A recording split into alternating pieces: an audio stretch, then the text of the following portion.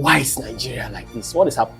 Everything is perception. Nigerians are ignorant. Nigeria's failure is synergy of individual failures. A country is built by 5 major things: education, politics, religious influence, colonial influence, and parenting at the family level. If those 5 things are fixed, a country will work. Nothing will shift on election day. It has to start today. We are obsessed with some sort of dogmatic religiosity that is not yielding results. We are waiting on God to solve our problem. We can't get a quick fix. We have to solve the problem systematically, because it was also systematically designed. When you see insecurity, inflation, abduction, kidnapping, somebody somewhere is getting economic advantage. So many powerful people are behind the scene. Nigerians are not desensitized. Nigerians are scared. Is there actually any hope for Nigeria? Instead of us to raise their hope, let's elevate their consciousness. Hope does not bring solution.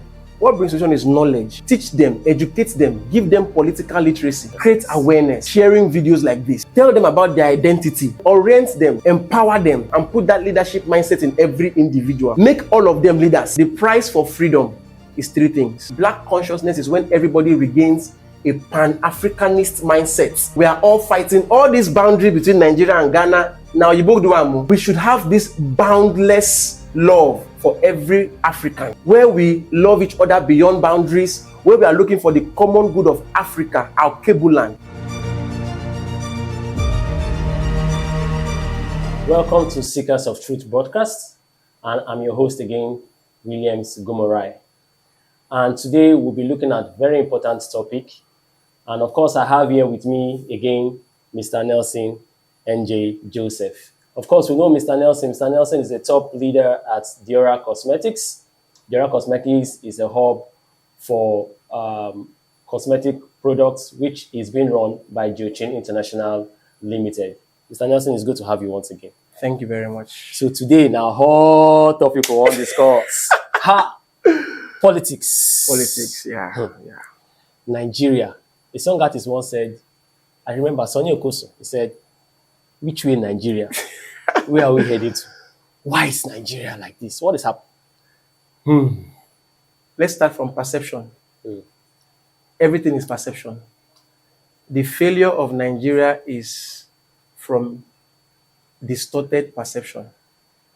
Yes, we failed collectively. We are blaming the president, but the president played a very little role in the failure of Nigeria. Nigeria's failure is synergy of individual failures.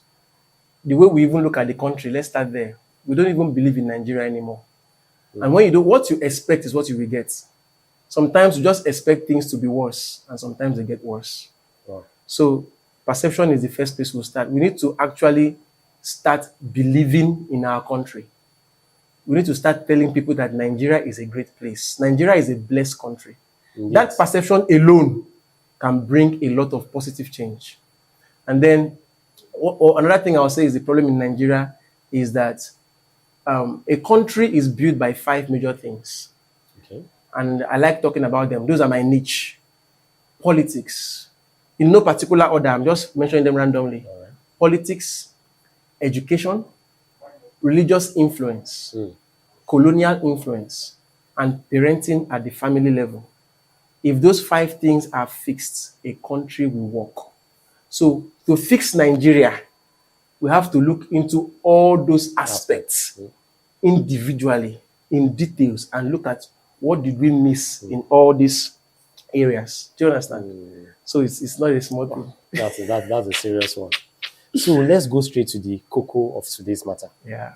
What do you think are the underlying causes of the political crises we have here in Nigeria? In Nigeria, currently, Nigeria is facing, the main problem now is leadership. But not just leadership, it's also followership. Like I said, the religion is bad. We are obsessed with some sort of dogmatic religiosity that is not yielding results. I don't know. The people that gave us this religion, they are not practicing it like us. We are obsessed. We have become ritualistic. We have become rigid with it. We don't want to evolve. We are stuck. And what has happened is that we are waiting on God to solve our problem. That's why the educational sector is not even investing in producing leaders who solve problems. Everybody is waiting for God to solve the Nigerian problem. So leadership is very bad. Religion is very bad. The parenting is affected. Everything I mentioned earlier, those are the underlying causes. All these things that we are seeing that is happening now, they are symptoms. They are not the main problem. Insecurity, inflation, all the things that you are seeing they are all symptoms. The real problems are these 5 major things I'm telling you. So we can't get a quick fix. We have to solve the problem systematically because it was also systematically designed. The colonial influence on this country, there are colonial clause, there are foreign bodies that are still very interested in Nigeria, and there's economic advantage in this current instability. I hope you know. Yeah. When you see insecurity, you see inflation, you see abduction, you see kidnapping, you see all those things. Somebody somewhere is making money. Somebody somewhere is getting economic advantage. And so many powerful people are behind the scene. So if you're talking about underlying causes, I just gave you those things. That's post-colonial influence. Yeah. Still, it's now called neo-colonialism. Neo-colonialism, modern slavery. Yes. That's serious. So why do you think Nigerians are so desensitized? Desensitized? Yeah. Nigerians are not desensitized. Nigerians are scared. Nigerians are ignorant. So what we need is not... people know what to do, but they are just scared to take action. And that is where I want to talk about courage. One thing we lack in this country, maybe some things we lack, is unity and courage. In fact, I can list out the behavioral problems of Nigerians. And this insensitivity is just one of them. Greed, disunity, betrayal, religiosity, ignorance, instant gratification, entertainment, distraction. An average Nigerian's mind is floating. They are not thinking deep. They are not conscious. You wake up in the morning, the first thing is your phone. You are consuming comedy. You are watching long season films. You are floating. So that thing weakens your energy. You already exhausted your energy on entertainment, on addictions, on gambling, on so many things, on religious activities. From Monday to Saturday, you are in church. So the inactivity is the problem. It's not the desensitivity. Do you understand what I'm saying? Nigerians are not taking action. And where there is no action, nothing will happen. So there are 3 things. The price for freedom is 3 things. You have to have knowledge, you have to have faith, and you have to have courage. So Nigerians have knowledge. Some Nigerians have knowledge. Some Nigerians have faith. But the courage to take action, now in the whole loss for this place. Don't you think pre-democracy, that is before 1999, I know we've had seasons of military rule. Don't you think this issue of fear started a long time ago? That's what I'm saying. And that has made those who are now in holding democratic power also use that influence on the people. Yes, they are democratic. They are tools of power. Apart from, there's a spiritual aspect. I strongly believe that these people are also using strong spiritual influence. Because to have power, you have to have an altar, you have to have sacrifice, and you have to make intercessions, both in light and darkness. I saw a video of Apostle Aromosai and other leading spiritual people. They said that the reason why the dark forces are winning is because the light is not paying the price. The sons of light are too complacent. The kind of sacrifices that are going down in the spirit realm, in the dark side, we are not even meeting up. Christians are just living one kind of life. The kind of consecrations that these people keep, most Christians can't keep it.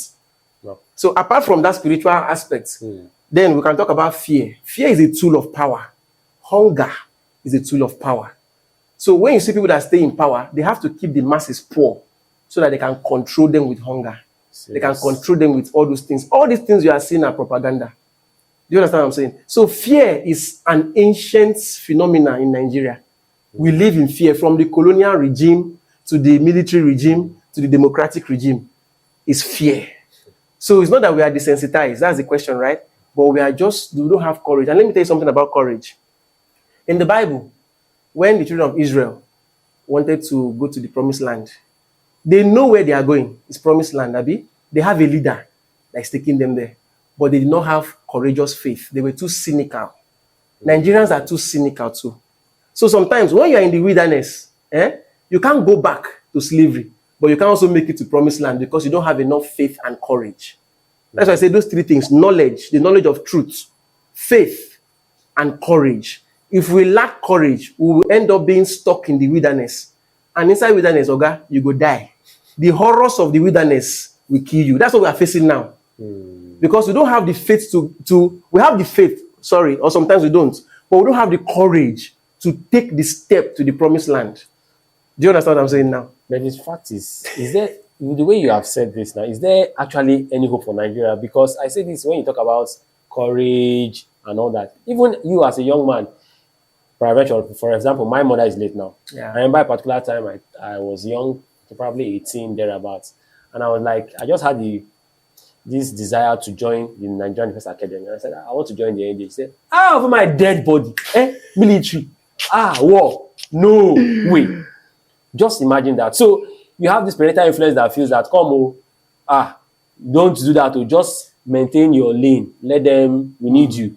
And so I think that has somehow affected our psyche. Yeah, everybody's just minding their business. Everybody's trying to stay safe. Nobody wants to dare. Nobody wants to ask questions.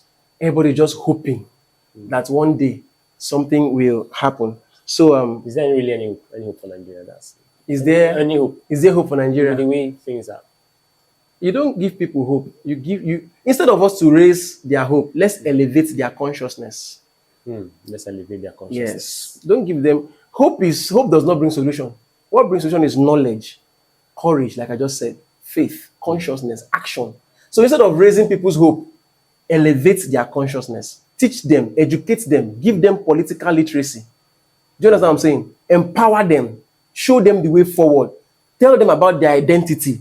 Tell them about who they are, what they deserve, their rights. Like an average Nigerian is stripped of everything. No identity, no nothing. They don't know who they are. We are just here. Everything is just the colonial influence on us. We are slaves at heart.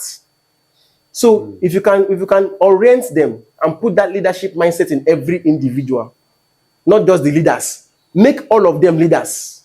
Let everybody take on civic responsibilities. You understand what I'm saying now? So consciousness is better than hope. Because we have been hoping for better Nigeria for how many years now? I was born into this hope. Until now, it go better. The hope has not. That's the mantra. It go better. Go better. Instead of raising their hopes, okay, I would say, let us engineer consciousness. Like what we are doing now. Create awareness. Sharing videos like this. Teaching people about political literacy. Talking about all these things. You know what I'm saying? Identity crisis. Fixing those problems. We are going to have a better Nigeria if we do like that. So, do you understand? So with what you said, how do we get freedom? How can we set ourselves entirely free? Free. How do we get freedom? Jesus, give me utterance. Okay, we have to define what is freedom. Because if you don't know what freedom is, what are you looking for? What is even the slavery you are trying to escape? You have to define that slavery properly so that you know what you are escaping from and where you are going to. Because freedom is not a vacuum. You know, the idea of freedom we have is not real. In the Bible, when God told Pharaoh, let my people go, we always stop there. Let my people go. Go where? Where are you getting? What is your freedom leading you to? The actual statement is, let my people go so that they can serve me in the wilderness. So when you think of freedom, don't forget to add service in the wilderness. So our freedom is going to be, we are going to be free from slavery into service. There's going to be a period of wilderness before Nigeria can be free. Which means, do you understand what I'm saying? I'm trying to. Yes. When you say you want to get free, what is slavery? Slavery, in a short way, slavery is service to oneself or to the selfish interest of somebody else. So you can be a slave by yourself self-made decision, or you can be a slave by external coercion to serve a tyrannic person. But at the end of the day, the basic thing behind slavery is self. Either you are serving your selfish interest, or that's just slavery. Yeah. So if you are talking about freedom, which is the opposite of slavery, self must die. So you are getting, Nigerians are selfish people. Naturally. Simple. So we are not going to be free until we debunk the idea of self. Okay? So freedom is going to be escaping, transiting from service to self to service to the common good of all, which means that every Nigerian must be a servant. They must be servant leaders. Stop looking out for yourself. If everybody can think like this, that is the beginning of freedom. Do you understand what I'm saying? Yeah, Because freedom, if you are moving away from captivity, you are moving towards something. What is that thing? That thing has to be the service for the highest possible good of everybody. Do you understand? So there is the freedom we are talking about is just be free and be moving around and be doing nothing, be watching film, be enjoying life. We will go back to the slavery because that is still hedonistic. Do you understand what I'm saying? If you want true freedom, it has to be transition from self, whether it's your own self-made interest or coercion of tyrannic interest. We have to move away from self to public interests, serving your brother, serving the common good of society. Everybody should be thinking, how can we make a collective mindset, not Ijo, Yoruba. This tribalism must go. All this division must go. Self must go. Everybody is working towards the common good of all. Do you understand? That is the real freedom we can get. Apart from that, if that mindset is not in every Nigerian, there's nothing like freedom for us. That's an excellent task, because I wonder how that would. Because when you ask any Nigerian, normally when you ask the question, Day or day, make I day my day. Before you hear I'm a Nigerian, the first thing you hear is I'm an Igbo man, I'm a Yoruba man, We are so tribal. I'm an Efik man. Nigeria does not even come into that. And that is where the slavery begins. That's where slavery begins. You know, that is what I talk about this black consciousness a lot. I think it was Steve Biko. He was a Pan-Africanist. Okay. So every black man must learn how to work together with their brother and fight the common enemy. You understand? We are not fighting ourselves. Black consciousness is when everybody regains a Pan-Africanist mindset. We are all fighting all this boundary between Nigeria and Ghana. Now, they sat in the Berlin conference and divided where Congo should stop, where Nigeria should be, where Senegal should be. We should have this boundless love for every African. We should have this. It's beyond Nigeria. This is an African problem where we love each other beyond boundaries, where we are looking for the common good of Africa, our Kebulan. Do you understand what I'm saying? So that is black consciousness. Maybe we'll tell that to our South African brothers there in South Africa. South Africa. So is there anything we can do immediately to help the current situation, or do we actually have to wait till election 2027? Is there anything we can do? I think I've mentioned them. Civic responsibility, checking other areas like education, parenting, religion, everybody having this selfless participation in election. But before election even comes, you can start now to change Nigeria. We don't have to wait for one. Nothing will shift on election day. It has to start today. Growth is incremental. Transformation does not happen in one day. So everybody must start thinking like a leader. In your small sphere where you are a leader, take responsibility, solve problems, look out for your brother. Do you understand what I'm saying? Even the price of things that are going up is the capitalists, businessmen that are also doing that one. Hope you know that. When you see the way people are monetizing problems, if rain fall, bus fare increases, bike fare increases. Any small thing, everybody have inflated prices. Is that one still Tinubu? That's what I'm saying. So everybody has to be a leader you have a point there. at every level and capacity you have. Do you understand what I'm saying? Like I said, the failure of Nigeria is synergy of individual failures. Likewise, the success of Nigeria will also be a synergy of individual transformation and civic responsibility. So, do you understand? In other words, just like you reiterated regarding the movement from the Israelites from Egypt out. Funny enough, those set of individuals who left Egypt were not the ones who actually made it to the promised land. I'm telling you. So that brings me to my question. Now we are here. Our generation the generation before us has failed. Our generation is failing. What happens to our children? I think that will be a very different topic for under parenting, because there are very many patterns and consciousness that we have transferred to our children already. Like, poverty is normal in Nigeria. An average Nigeria has a mentality of how I go take escape poverty. That's the first thing they are struggling. Poverty has now become a principality in Nigeria. Seriously. And in every home, the way parents handle all those things matter. So this is a parenting problem that you're asking me now. And I think when we have the session of parenting, we'll address that properly. But right now, you and I, who have at least this little consciousness, we can change things. We can change what we can change. But when it comes to what happens to our children, let's discuss that under the parenting session. That's a lovely one, Mr. Nelson. So on final note, I want to ask you this question. If you add 5 minutes or 6 minutes to Mr. President right now, what will you say to him? President Bola Ahmed Tinubu. Mr. President, you have failed us. It's obvious. It's not my word. The facts are clear. The statistics are evident. You have failed Nigerians. The hope that we had in you, the expectations we had, have failed. And right now, all I can say is you can do better. You can take us out of this mess. You can stop the insecurity. You can do better than this. We have seen the good works you've done in the past. But right now, everything is going down. And I would also add my voice to what Pastor E.A. Adeboye said. He spoke to the presidency and he advised them that the president should hold those accountable who are in charge of insecurity, the economic development, and other sectors, and make sure they are doing their job to eliminate the threats, to eliminate the bandits, to eliminate all the fears that we are facing now in 90 days, in the words of Pastor E.A. Adeboye. And I support that. Else, they should resign. Because we can't wait till election. If you can't get the job done, it's obvious you are a failure. So resign. That is the stand. And every Nigerian should have this same mindset. Every Nigerian should push this same stand. If they cannot get this job done 90 days from now, they should resign from power. That is all I can say to the president.